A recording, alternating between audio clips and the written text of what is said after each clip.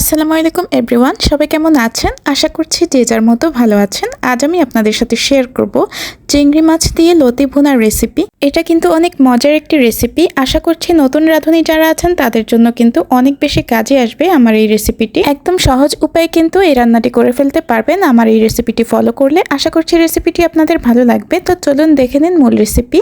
প্রথমে দেখতেই পাচ্ছেন চুলোতে একটি পাত্রে আমি দিয়ে নিচ্ছি তেল।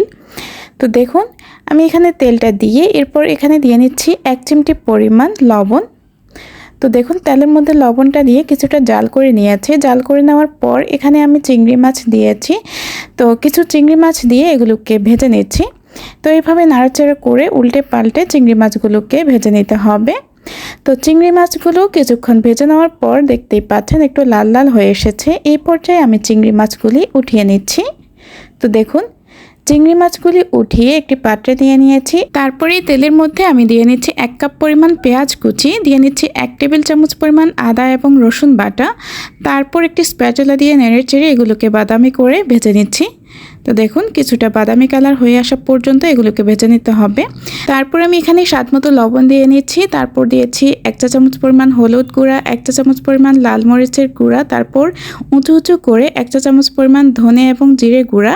এখন এই মশলাগুলোকে স্প্যাটুলা দিয়ে নেড়েচেড়ে কিছুটা কষিয়ে নিয়েছি। তারপর এখানে 1 কাপ পরিমাণ পানি দিয়ে নিচ্ছি। পানিটা দিয়ে এখন এগুলো বলক ওঠা পর্যন্ত জাল করে নিচ্ছি। তো দেখুন এগুলো কিন্তু ভালোভাবে বলক উঠে এসেছে। এই পর্যায়ে আমি এখানে দিয়ে নিচ্ছি লতি। দেখতেই পাচ্ছেন লতিগুলোকে আমি কেটে ভালো করে ধুয়ে নিয়েছি আগে থেকেই। তারপর এগুলোকে এখানে দিয়ে নিলাম। দিয়ে এরপর সেই চিংড়ি মাছগুলো দিয়ে নিয়েছি। তো ভেজে রাখা চিংড়ি মাছগুলো দিয়ে এখন স্প্যাটুলা দিয়ে কিছুটা নেড়েচেড়ে দিয়েছি। এখন একটি ঢাকনা দিয়ে ঢেকে দিচ্ছি। এখন এগুলোকে জাল করে নেব 10 মিনিট পর্যন্ত। 10 মিনিট পরই ফিরে আসব। তো দেখুন 10 মিনিট পর আমি ঢাকনাটি উঠিয়ে নিয়েছি। এখন দেখতেই পাচ্ছেন এই যে পানিগুলো আছে সেগুলি কিন্তু একদমই টেনে গেছে, আর যেই লতিগুলো এগুলো কিন্তু সেদ্ধ হয়ে গেছে। ঝোলটা আরও টেনে যাওয়া পর্যন্ত আমি এগুলোকে আরও কিছুটা জাল করে নিচ্ছি। তো দেখুন ঝোলটা কিন্তু এই পর্যায়ে একদমই টেনে গেছে।